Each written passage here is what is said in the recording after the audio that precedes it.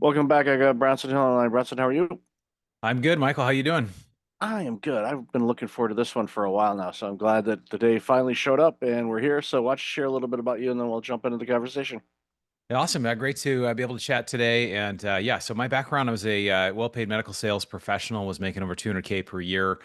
Realized, like a lot of people that are professionals or business owners, that I really didn't have time freedom, right? A lot of people say they want financial freedom, but really it comes down to time. And so was able, through a process of learning about real estate investing, passive investing, just different types of assets I could get into. I was able to leave my corporate job a few years ago, get out of the golden handcuffs, and just really be able to replace my working income with passive income in 3 years or less. I guess that's the title of my book is Fire Yourself. So how do you actually fire yourself? So that's what I love talking to people about. So now we've raised about $50 million from different investors and to buy different assets that cash flow, have appreciation or tax benefits. Yeah, people always need a place to live. That's not gonna, I don't think AI is gonna fix that one. Yeah. It's like, I live in an AI house. It's like, okay, yeah, Yeah. well, let's see. I mean, I say that tongue in cheek, they play this back 50 years from now. Like, look how naive they were. But my hunch is, no, I think we'll still need the physical aspect of that. And, kudos to you for, recognizing, because obviously, the six figure successful career in medical sales, and medical is another industry that's not going anywhere. People are going to need supplies and everything else. So it was obviously a situation where you recognized, you know what, this is great, but I don't have the time that I want to do the things that I want to do, and you see that too often with a lot of people. They make a very decent income, but they, like you said, it's they're money rich and time poor, and they go, is this all worth it? And that's why you see so many people go, you know what, I'm done. I'm just going to go do part-time whatever and take a step back because they recognize that it's the time that is Yeah. worth so much. And so, how did you venture in? I mean, obviously you did the research and all that, but how did you land into, the type of investing that's made you so successful? Yeah, well, I think we all kind of know deep down, we know somebody that's done real estate and done very well, or done a business thing and done well. So, we know kind of generally what people do to get wealthy. It's just what's step one or two. So with real estate, it was like, okay, I'm going to buy. I would do a lot of people did or would do, and it's buy a rental house or a vacation house, and then buy a few more. And then I realized pretty quickly that it wasn't really generating much cash flow. And even especially today, buying any homes to rent out, it's very difficult to find anything that's really cash flow positive, meaning that the mortgage is actually covered by the rent. So a lot of them, like where I live in California, it's almost 2 to 1 where you're paying twice as much to own with your monthly payment than you are to rent. So it's hard to be a real estate investor right now with single family. But I realized when you went after bigger deals, so whether it was apartment buildings or other types of assets, there were things that actually made a lot more sense. So for me at the time, this was a number of years ago, went after apartment buildings, and there's a saying: when the student is ready, the teacher appears. And I have a cousin who had been doing this for years, and just kind of a cousin I wasn't really in touch with, but saw him kind of randomly, and he's I told him I plan to get all these single family houses. He said, "Why don't you consider doing multifamily apartments?" And I said, "Really?" I said, "I don't have the money." And he said, "Well, you can raise the money." And so I learned about raising capital. So that was really helpful. And then I realized. Kind of on the flip side of that, Michael, there are a lot of people that have a money problem where they have, not that they don't have money, but they have money and they don't know, okay, if I sell my business, how do I actually live off of this? Or if I retire, how do I make money when I'm not working? Because stocks and bonds and other things, they just don't provide it. And for a time, I was an investment advisor on the side. I was doing that. I realized like there's just this huge misalignment of interests. And so when I got this, single family portfolio, had 4 houses, was basically creating another full-time job for myself. And that's really the test of, is the investment that you're doing actually passive? And so people will say, I'm doing passive investing. I own rental houses, or I'm doing an online trading strategy, or I have an online business. Well, none of these are actually passive because the more you grow, the more time it takes up of yours, right? So that's really the test. If you were to 10x what you're currently doing, if you have 3 rental houses, if you go to 30 rental houses, did you, even if you have a property manager, didn't you just create another job for yourself? And the answer most of the time is yes. So there are deals, and this is really the quote that I love that my book is based on, is Warren Buffett, I think our generation's best investor. He said, unless you learn how to make money while you sleep, you'll work until you die. So a lot of us as business owners, we're great at making money, but what about when we can't make money, or if something happens to a family member, or God forbid we're disabled or whatever? Do we have money coming in through something that we know how to actually generate capital without our own efforts or the efforts of our own work? I think that's so important is, and I love the Buffett quote, and it's true. We're trading time for dollars, and if we can somehow make uh, a decent ROI, and multifamily is definitely, the way to go because, building, single family homes, not only from a rental side of things, as is you spend so much time managing all of that, and the ROI isn't what you want, and the cash flow is suspect, and you're one tenant away from oops, now I got no one's renting right now because the price of rent is too high and you don't have somebody in there, and all of a sudden you're on the hook for this mortgage on top of the one you already have for your own place. And next thing you know, you're like, oh geez, this is not working out.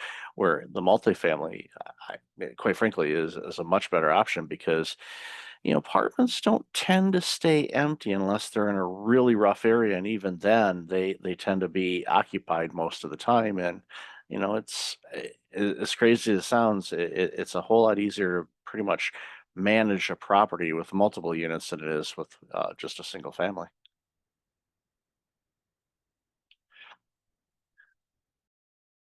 You're on mute. I'm sorry. I was having a good conversation there, I guess, by myself apparently. But that's That's the okay. reason I wrote the book Fire Yourself. Really, it is it became I'm a number one Amazon bestseller for the category of real estate, and it really is just a guidebook of hey, how do I get started? I know I should be doing this. How do I? I don't know where to start. Who do I need to meet? What sort of events or what sort of deals do I need to look at? And it really gives a framework, not just for because we started with real estate and with apartment buildings, and we shifted to do private equity. We're doing. Oil and gas deals. We're doing car washes. We're doing debt funds, which are another real estate type asset. We're doing, actually buying private businesses. And so I think that as an investor, it's great to be able to be nimble because I think right now, honestly, in 2025, most real estate deals are very challenging to pull off. I think because of debt being higher, because prices really haven't recovered, rents haven't really risen. But there are other assets like oil and gas that provide incredible tax benefits. They're one of the almost magic bullets that people can potentially reduce, no specific tax advice, but potentially reduce ordinary income by investing in these types of assets, right? So I've seen people wipe out, huge tax bills for this year by doing stuff like that. So some people that are professionals, that's their concern versus others. It's like, I just want cash flow. I just want to have money coming in every month, every year, kind of have a steady stream so that, I don't necessarily have to fire myself, but I can if I want to. And that's really the thing that a lot of people don't realize that we're one injury, one bad break in the business, one, reorganization away from needing to have, okay, what am I going to do here? And I think with AI and all the things like you said, when you own assets such as real estate, such as a business, such as a brand, such as these types of things, you can't just simply like technology away these things. And I think a lot of jobs and a lot of businesses, there's so much change happening now that I think the more actual assets you own that can put money in your pocket, the better off you are going forward. Yeah, it's a good investment strategy. And again, we're not providing investment advice. We're just having an investment conversation. People do your own due diligence, invest wisely, and all of that. But real estate is one of those arenas that, time and time again, last time I checked, we're always going to need a place to live. And again, as I see in certain markets, especially booming markets, you see a lot more condo buildings and other things that are being built. You don't see, oh yeah, they're building a brand new subdivision of single family homes. I mean, you don't see those very often. I mean, depending on where they are, but rural parts of America, sure, but in the most part, you're seeing multifamily units, and because from a building standpoint, from a contractor standpoint, from an investing standpoint, again, people look at it and they go, okay, this is going to be, like you said, a steady stream of income over a period of time,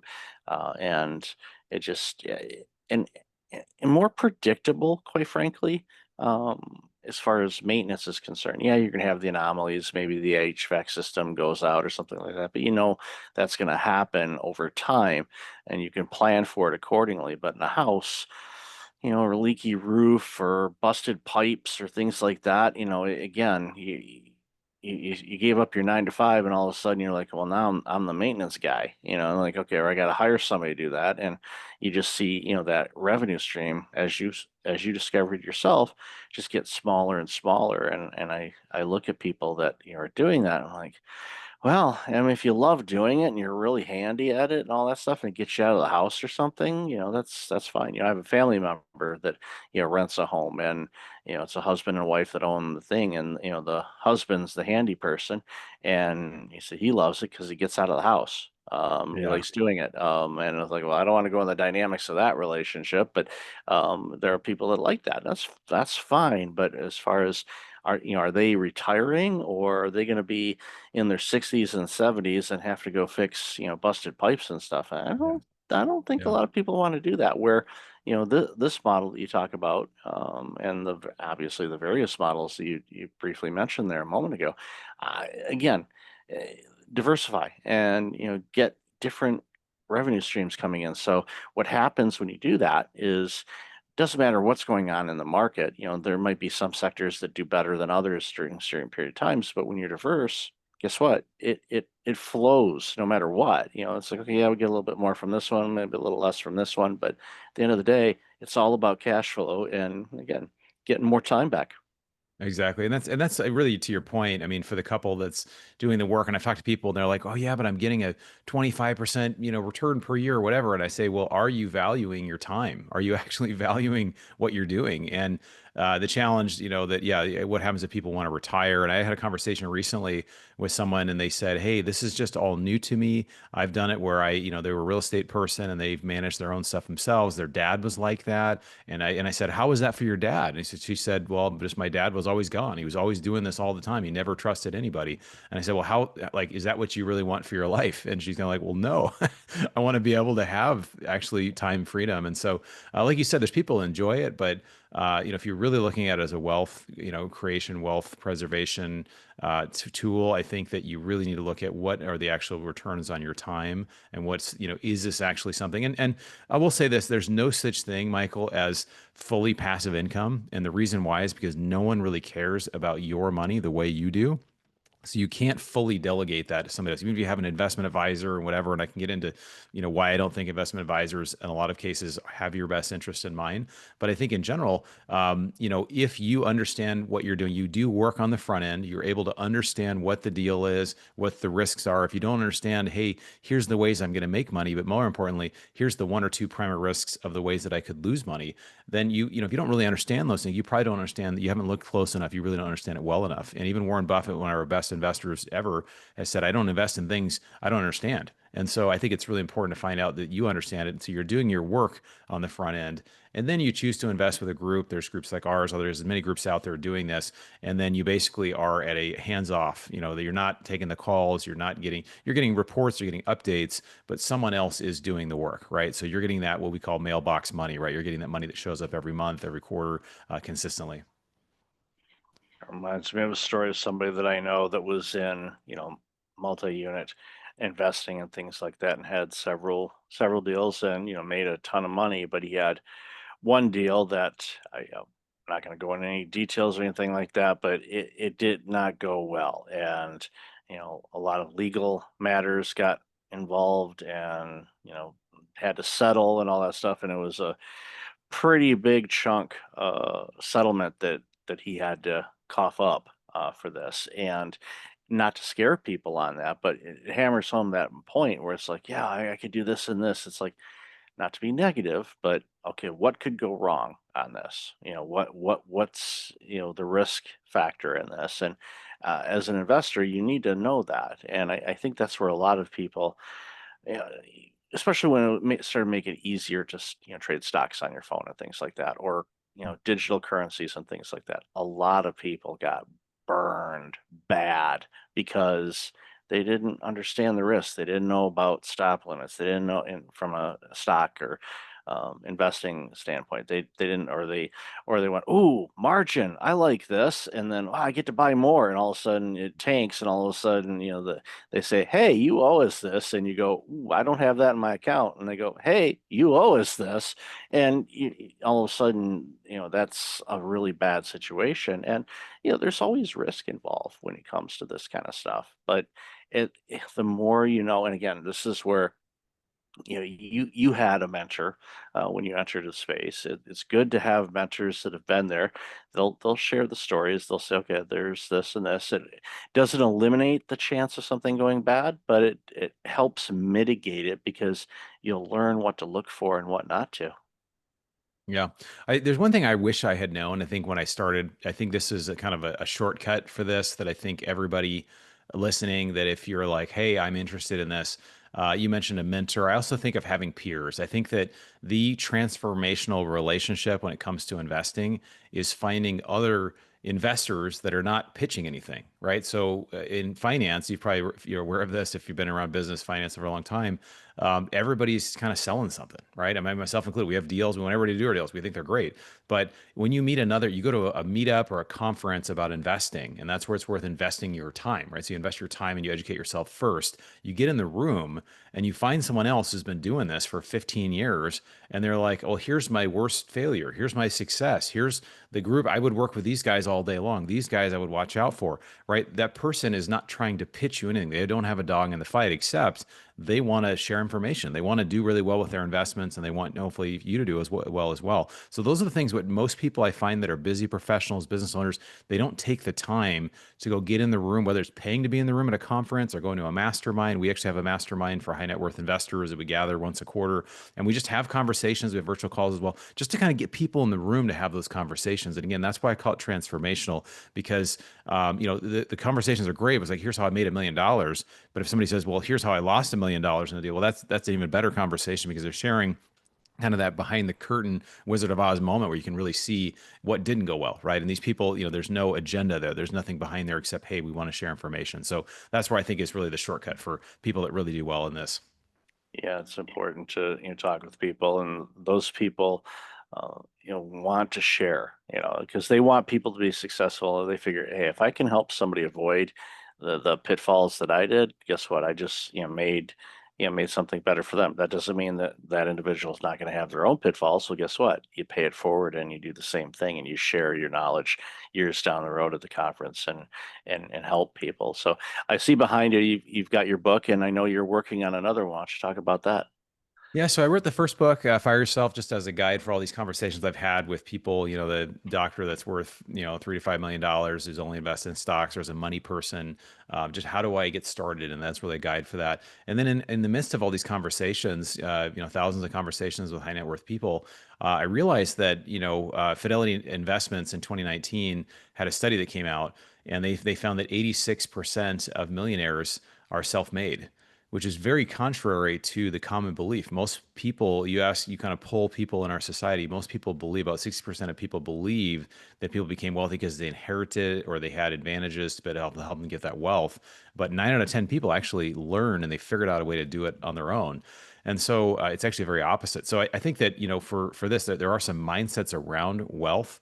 And so I decided to write a book called Rich Brain, which is how the wealthy change their brain to change their bank account. So a lot of times we don't talk about mindset enough. Tony Robbins, the motivational speaker, talks about, about 80% of success in life is just having the right mindset or the right psychology. So this is just, a lot of people don't realize we're actually saying no to business opportunities. We're saying no to wealth. We're saying no to relationships without us knowing we're self-sabotaging. About 90% of us have self-sabotaging behaviors. So this book kind of Mhm. talks about identifying those, really seeing ourselves as a person of wealth. I talk about something called wealth worthiness. And again, this is a book, I wrote it and then I realized I was doing too much. And it's going to be a series. So I'm going back and rewriting the book. But hopefully later this year, 2025, I'll have it available. But I'm very excited about that book. Yeah, when you got to the point where it's like, wow, this is starting to make Tim Ferriss's Tool of Titans look like a paperback book. It's like, I'm gonna have to. We got more. There's more meat to this. Okay, this is gonna be a saga, which is good because Yeah. there's a lot a lot to unpack, but I love that stat because yeah, a lot of people think that you must be related to a Rockefeller or something like that. That's how you got your money. And like, no, you started Yeah. with an idea and a concept, and napkin notes and who knows what else, coffee stained or beer stained notes, whatever, and Yeah. all of a sudden you go, okay, now look where I'm at. And again, that's those organizations that have and individuals that have done that, again, those are prime candidates to do, the type of investing that you help people do because building that up, I'm sure a lot of it was, time and effort, but in many cases, maybe they recognized, oh, wait a minute, it's investing in passive income is the way to, expedite your revenue streams because it frees you up to do, other things or I'm a big fan of giving yourself a lot of elbow room and space to basically, dream pie in the sky kind of ideas. Because when you're relaxed and you're not worrying about, okay, how am I going to cover this or that? I know revenue's coming in. Then you have that freedom to go, I wonder about this. Well, maybe I could go into this market or I could do that. And if you're working like a crazy person, unfortunately, a lot of times your brain won't allow you to even have those types of thoughts because to touch and point, or touch on what you said before. It's your mindset. You're self-sabotaging and preventing those ideas from coming to mind because you're overwhelming yourself with too much work. Yeah, exactly. Yeah, it really is amazing how we go with this subconscious kind of operating system that we don't think about, and yet it affects everything we do. A lot of times, it's just what happened in the past, what people said to us, and it's absolutely changeable. And I can get into so many examples, but I'll save that for the book. But yeah, I think it really is something. If you're not investing, I mean, it's been said, your success in life will never exceed your investment in your own personal development. Right. So if I'm developing myself, whether it's reading books, it's working on mindset, it's doing affirmations, whatever these things are, these things have exponential effect. And I've seen it again and again in my life. Yep. Yeah. Same here. So, Bronson, love this conversation. Where can people find out more about you, your book, and everything else that's going on? Awesome. Well, thanks, Michael. I appreciate having me here. I have a free gift for your audience. It's Awesome. basically my three favorite investments of 2025. So, cash flow is a thing that we're really after right now, which is hard to find in a lot of investments. So, I talk about my three favorite ones, and I won't even mention what they are. But this is a guide. It's the Mailbox Money Blueprint. So, if you text the word it's about 10 pages. You text the word cash flow, just all one word, to the number 33777. So text the word cash flow to 33777. It will ask for your name, your email. It will send it to you right away. And then it will basically get you in touch with kind of what we're working on, our future deals and things like that as well. Awesome. Thank you so much. I'll have that in the show notes and appreciate you giving that to people. I highly encourage they text and get that information because I'm all about giving people a lot of time freedom, which gives them financial freedom as well to do what they want, where they want, and when they want. That's success in my definition. So again, Bronson, thank you so much for being on the show. Really appreciate you. Thanks so much, Michael. Appreciate it.